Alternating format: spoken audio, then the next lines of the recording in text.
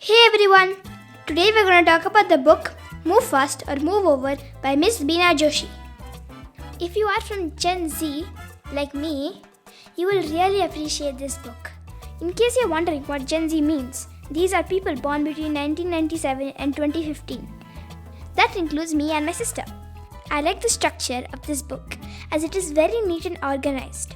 It has 10 chapters, and in all the 10 chapters, it delivers the exact point neatly and clearly.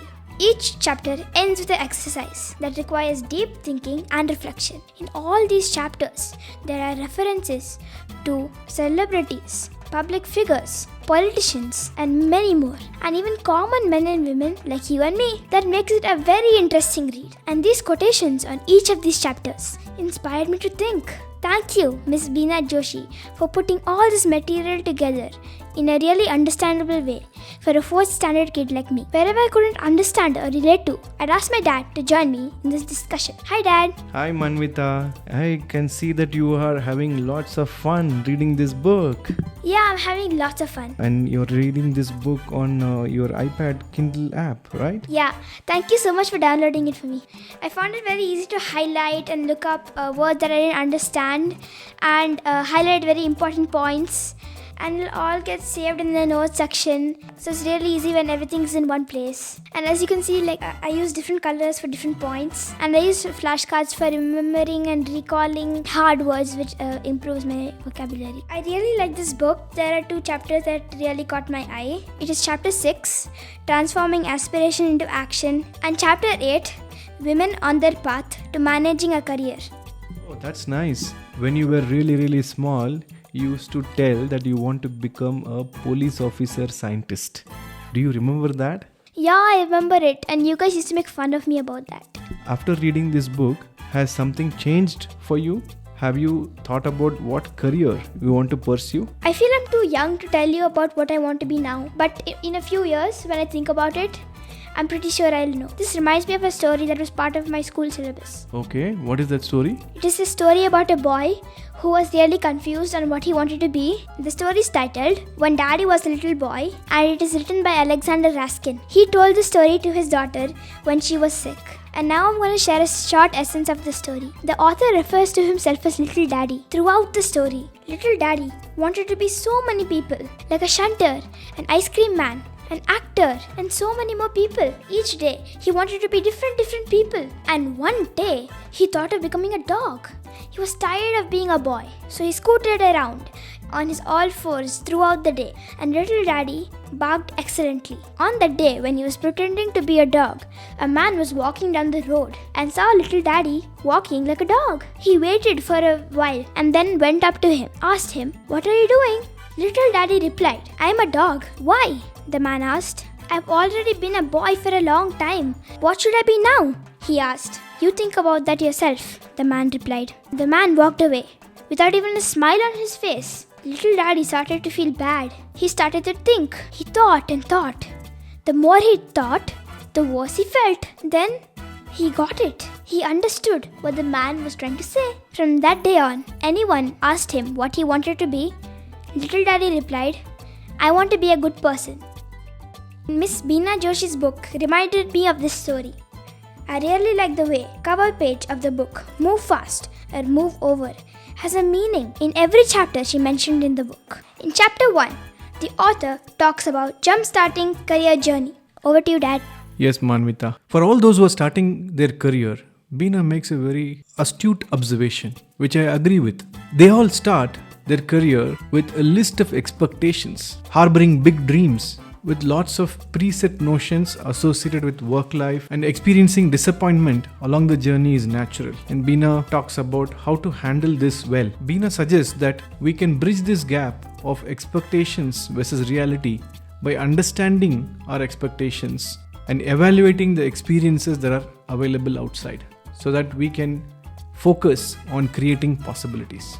This is where Beena talks about Gen Z and brings in various research articles, data points to showcase how a journey well begun is half done. This is a place where an external coach or a mentor can assist in getting lots of clarity for oneself. Chapter 2 talks about a framework for progress and growth. Yes, this is where Bina talks about Industrial Revolution 4.0 and various aspects that touches each of our career at different phases of life.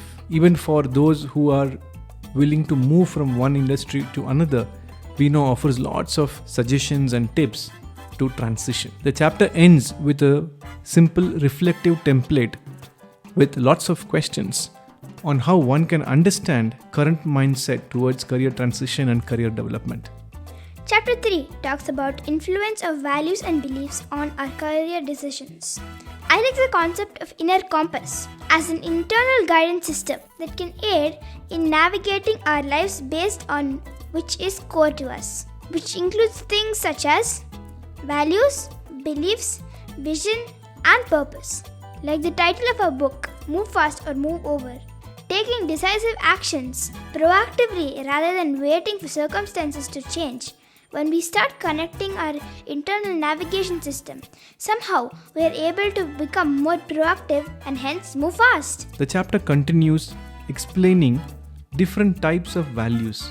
I found this interesting for someone who's starting their career. They could get all of this information in one place with such great clarity. In this chapter, there is a section on how to positively impact self-worth.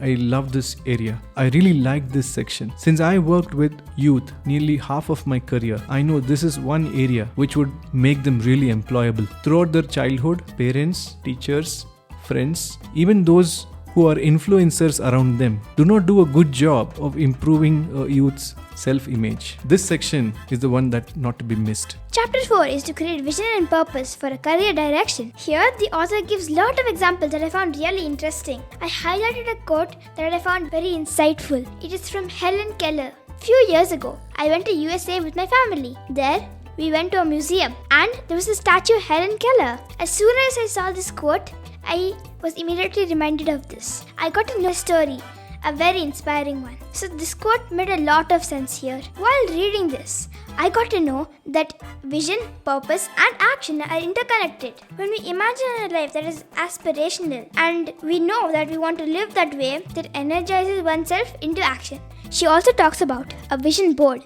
I didn't know what a vision board was until then. So I went on to Google and searched about what it was, how it looks like, and how to make one. I'm pretty sure I'm going to experiment on how to make this. It looks very interesting. In one of the topics, she talks about Malala Yousafzai, my role model, who has become an international symbol for the fight towards girls' education. At a very young age, in 2009, she started blogging when there was military activity in her hometown. When her identity was revealed, she was shot. She not only fought for her life, but after making a full recovery in 2013, she and her father co-founded the Malala Fund to bring awareness to the social and economic impact of girls' education and empower girls to demand change. It was her vision to make a difference that prompted her to create support for many young girls in Pakistan. Malala's story is an example as it shows I can harbor a vision for my life at any age. Hence, having a clear understanding about the bigger picture or vision and a clear purpose is necessary to experience career satisfaction. The chapter continues to lay down few easy steps how to figure out a vision and purpose. I found this very interesting, and with help of a coach or a mentor, and honest reflection on self, I think this will be a great differentiator for anyone who wants to derive value from this book. The template that follows after this activity is something one can use at any point in time of their career.